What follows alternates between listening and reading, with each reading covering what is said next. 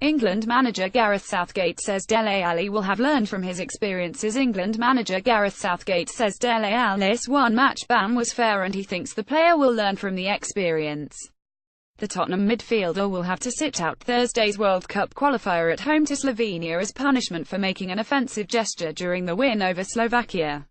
Alli was caught on camera making a middle finger gesture, which he later claimed was directed at teammate Kyle Walker rather than the referee.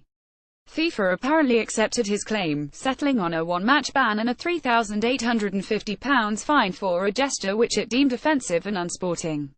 Asked if he thought the verdict was reasonable, Southgate said it was quite a unique circumstance.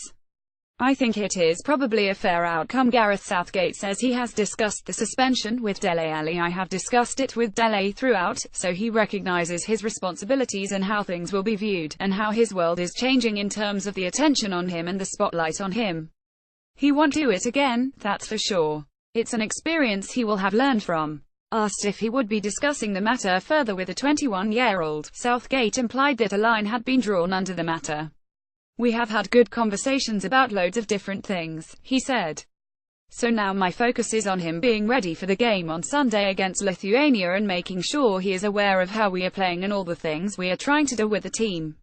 He is a player we enjoy working with. The things he does on the pitch, in terms of his creativity and the way he plays, are a result of his character and therefore, with that character, sometimes you do these things immediately and think about them after. All these experiences will make him better as he goes forward. Southgate also stood by comments he made last week in which he said that, due to the enforced absence of some first-choice players, there are one or two in the squad who haven't necessarily warranted it on their performances. Asked if he had needed to explain the comments to any of his players, Southgate said not really. I think they know what we're trying to do, they know what we are trying to head towards. My job is not to keep them happy, my job is to challenge them and to create an environment which allows them to become successful.